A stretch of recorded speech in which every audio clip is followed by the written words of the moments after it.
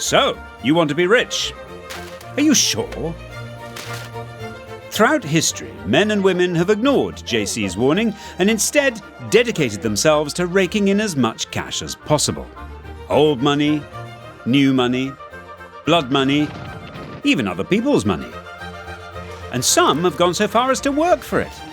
The path you choose is of course up to you, but you might be happier if you make the best of what you have.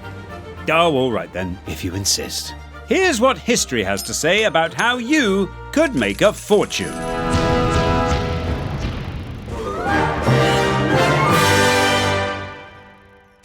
Surely the easiest way to make a fortune is to be related to one. There's nothing like being a member of an obscenely rich dynasty to give you a little leg up in the world. Generations of accumulated wealth dropping into your lap is awfully nice to have. But even that has to start somewhere. Hugh Lupus's family were among William the Conqueror's right-hand men when he subjugated England in 1066. As a reward, Hugh got land, titles, and the somewhat unflattering nickname of Le Groveneur, or the Fat Hunter. Your average Briton's French, being what it was, Le Groveneur, eventually became Grovener. And his descendants soon found that once you're in the wealthy club, the world offers endless opportunities to increase your fortunes. In 1677, Sir Thomas Grosvenor married Mary Davies. He was 21, she was, 12. This sounds disturbing, and is, though disturbing does not mean unusual in 17th century England. Mary had inherited around 500 acres of soggy land to the west of London, usually described as swampy meadows. But land is land, however waterlogged, and Thomas kept it for a rainy day. In 1720, London was booming, and people were flocking to what was rapidly becoming the fastest growing city on earth. Thomas's descendants started to drain and develop their bog. Yesterday's swampy meadow became today's Mayfair, Park Lane and Belgravia, the most affluent addresses in London. And to cap it all, in the 19th century, Hugh Lupus Grosvenor was dubbed the first Duke of Westminster. The Groveners have remained very protective of their swamp, and the story goes that when, in the 1940s, America tried to acquire title to the land on which the US Embassy stood, another of Sir Thomas's descendants, the second Duke of Westminster, refused to sell. Unless, that is, the US handed back prime Florida real estate the family had lost in the War of Independence. The US politely declined, and ultimately moved from Mayfair to a less fashionable spot in South London, in what President Donald Trump derided as a bad deal. In fact, for most of human history, real estate has always been what real estates are built from. Old money liked to show off how much land it controlled, and keep its vulgar business dealings under wraps. Not that the aristocracy wouldn't open its doors to people who got staggeringly rich the hard way. Like German banker Yakob Fugger. Fugger created the world's first news service. He used his inside track to be ahead of events in making financial decisions. Just like a modern hedge fund analyst. Known in his lifetime as Fugger the Rich, Yakob was the man popes and kings came to when they needed cash. Yeah.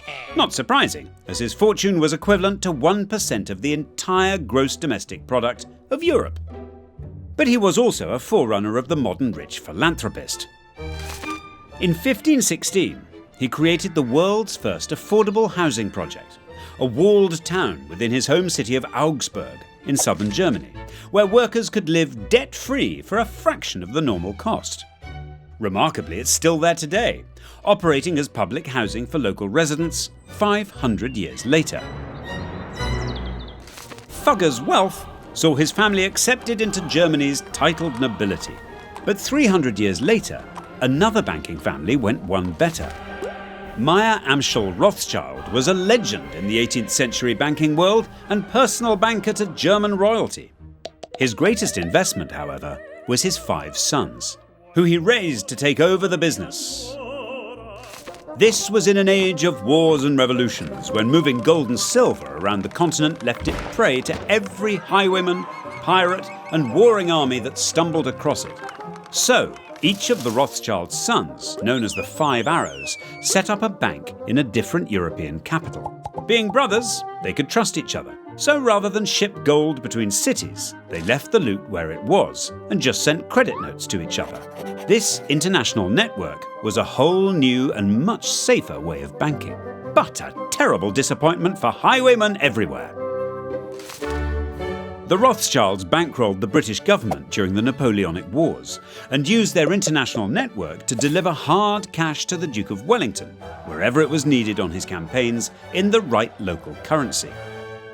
Their network of couriers was so good, Nathan Rothschild in London got news of Wellington's victory over Napoleon at Waterloo a full day before the British government was informed. Their banking institutions and capital were behind nation and empire building, industrialisation and globalisation right through the 19th century. So, not surprisingly, they were welcomed into the ranks of Europe's titled aristocracy, as it was whispered that they were the wealthiest family in the world. With roots across the continent, they created dynasties that have lasted into the 21st century. If you've not had the good fortune to be born into a rich and powerful dynasty, maybe you can get one to take you in. Sometimes, though, getting accepted into the right family can pay off big time. One way, of course, is by marriage. In 7th century China, Zetien tied the knot and became the most powerful woman in the world. She was once a favourite concubine of the Emperor Taizong, but when he died, she moved on to marry his son and heir, the new Emperor, Gaozong.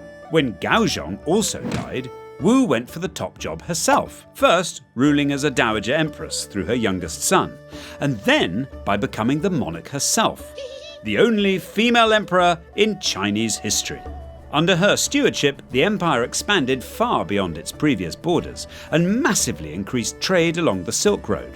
Historians have estimated that her empire controlled the equivalent of 22.7% of global GDP, an eye-boggling $18 trillion, roughly half America's current national debt. But there is a catch with marrying into wealth. When Wu Zetien died, the throne and the cash went to her late husband's relations, not hers. If you can't marry into a wealthy family, perhaps you could just pretend you were in one all along. In the 1860s, wealthy Lady Tichborne was distraught when told her son Roger had been lost at sea. She held out hope and searched for him for more than a decade until, miracle of miracles, word reached her that Roger was alive, calling himself Thomas Castro and living in Wagga Wagga, Australia. An elated Lady Tichborne met Castro in Paris, where one look confirmed to her that this was indeed her long-lost son, Roger. Can't have been a very thorough look. There were some odd discrepancies. Roger had been slim. Castro was the best part of 400 pounds.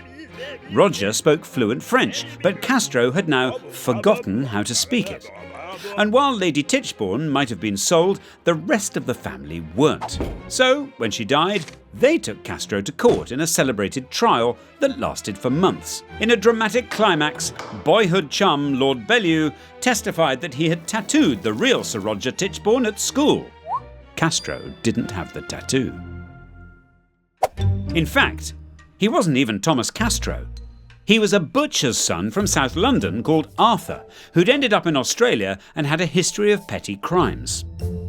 Arthur was convicted of fraud and given 14 years in jail. Castro probably thought it was worth the risk. Being adopted into the right family can be extraordinarily lucrative.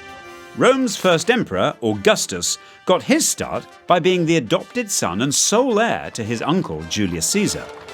This massive inheritance was just the leg up he needed to make himself emperor. And by the time he died, Augustus's personal net worth had ballooned, at least in part, because the most valuable bit of the Roman Empire, Egypt, was now part of his personal domain. So rich did he become that he managed to give away the equivalent of over $2 billion and spent about another $1.5 billion buying up prime real estate in Italy and beyond. Augustus's net worth would put today's oligarchs in the shade.